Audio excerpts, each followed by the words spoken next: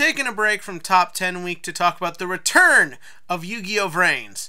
Unfortunately, that also means we have to talk about the return of these two, but we'll get to that in a little bit. First up, a little clarification. So episode 83 did actually come out last week. There was some confusion online about that.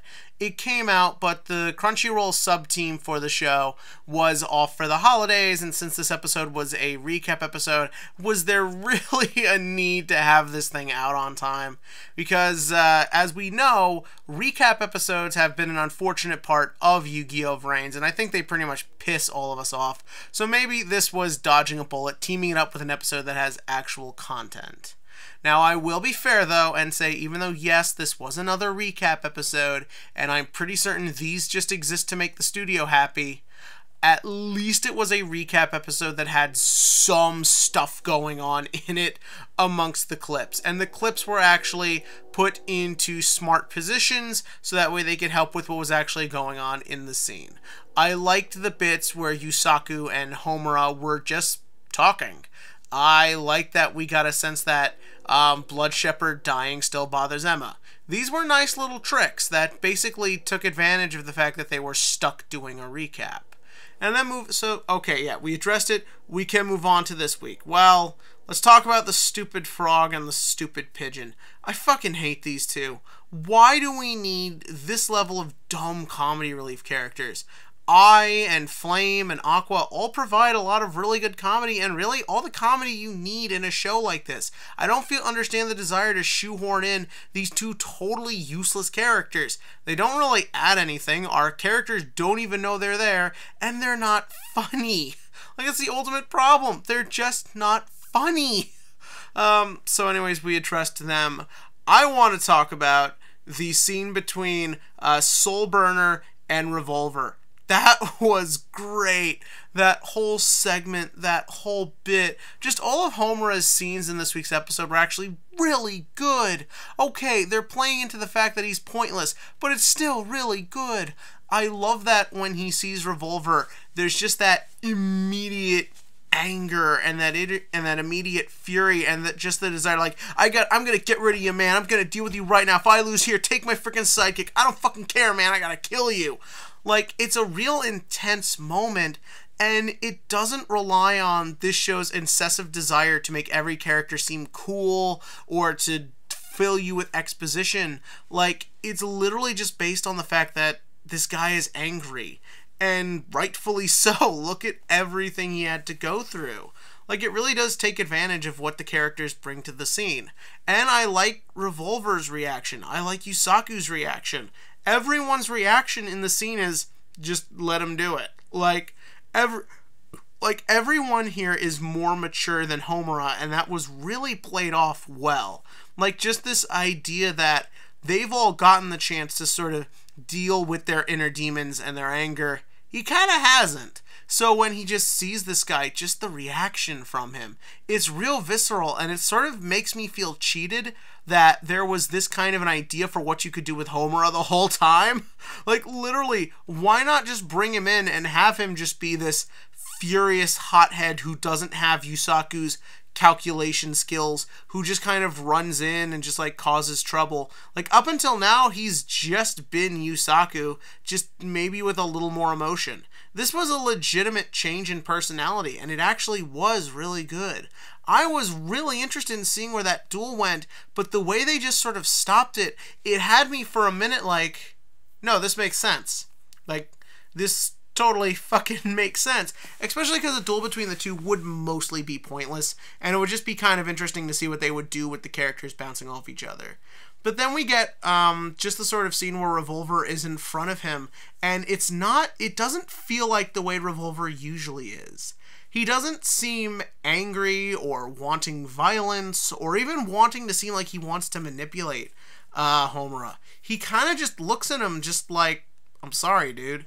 Like, there's a real just kind of just honesty in his face. This is really the advantage of changing his design so much for this new arc, is that you need those expressive eyes and you need the more detailed humanoid face in order to show off his emotion. It's a clever way of showing how he's changed from the beginning. He's not necessarily the same stern, cold, overly serious leader who wants to seem as inhuman as possible. It almost makes you feel like, is his redesign his own way of showing the world that he's a little bit different now.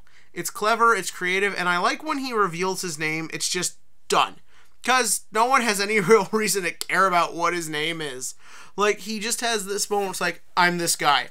Does that change anything? Nope. Doesn't at all. Like, it honestly makes me wonder why we haven't had it that Aoi reveal, that Yusaku revealed who he is to Aoi yet, but that's another conversation for another day. It was just a nice scene, and I quite enjoyed it. I did sort of feel like, though, I thought this was going to be the duel where we really see Salamangreats in action, but that didn't quite happen. Then we get the return of the giant wad of chewing gum known as the Tower of Hanoi, where Revolver's plan is to use this to locate Lightning and all of them. That was cool. It was sort of nice. It was kind of interesting to go back, and especially because that means we're entering an area where Revolver holds all the cards, matter of speaking. Just sort of that idea like, okay, here's the plan. We're working together. It's this really average level thing. Like, what I mean by that is when he shows all his cards, when he gives them access to the program, I don't feel like there's a deeper plan involved. I really do feel like this is the only plan. We gotta locate them and we gotta work together. It sort of makes the scene feel a bit more intense when even this guy who has been built up as so powerful and so stinted in his own ideology is just like, okay, we gotta work together. There is a much bigger threat going on. That's a good scene. I like the fact that everyone contributes too. And I also like that bit when Aoi just flat out addresses Revolver. Like, it's a good scene because it shows no fear, no anything else, except it sort of shows why, like, maybe Homura isn't necessarily right for this, which I think is a plot point. I think that's where this is going. I like the way Aoi just sort of talks to him. Very mature, very straightforward. It's a nice little bit, and it shows just the level all our characters are at. They're all a lot tougher. They've all been through some shit. They're all ready to deal with the next level of craziness. And I like just seeing them all programmed. Just, we're all working together. We're all important. We're not just Yusaku's sidekicks for the next 5 minutes. Unfortunately, we've still got that stupid frog and bird who are now Revolver's weird hostages, so guess what? We get to listen to them every episode. Christ. But all in all, yeah, I thought this was a really cool episode. I thought a lot of the stuff in it, and oh yeah, I like the scene with Bowman and little brother, I can't remember his name. That was an interesting little scene, like as Bowman gets more intelligent, like that idea that he's not necessarily following his program in a way. Like, he's thinking of this kid as a brother, even though at this point he should be like, I don't care, we're just programs, we're soldiers. Like, no, you're important to me. Which sort of has me hoping for next week's episode, they've learned from their mistake and Aoi's not going to be taken out like a chump. What if Aoi beats this kid and he, like, dies? Like, what if that sets Bowman off? I think that could be really cool, and I think that's got me really excited. But what do you think? In the comment section below, give me your thoughts on this episode, if you're excited where things are going, if you're okay with a recap episode as long as they at least do something with it. And as for the first TCG question of the week, let's make this be about the first big thing that'll be happening in Yu-Gi-Oh! Of the year, and that is the coming of Salamangreats. Are you happy that Cybers are going to have their first Tier 1 deck, or would you prefer this thing stays in more of the casual realm? Because remember, Goki were a real fun casual deck for a lot of people, but then when they entered the Tier 1 meta, now A, the prices go up, and also B, now you as the players of that deck have to be worried, well, what if like they do something like limit Suprex or ban rematch? Actual things actual competitive players wanted, and now Salamangreats and just Cybers fans in general will have to worry about that. Tell me about that below, and as always, click to like, click subscribe, and join me for more top 10s.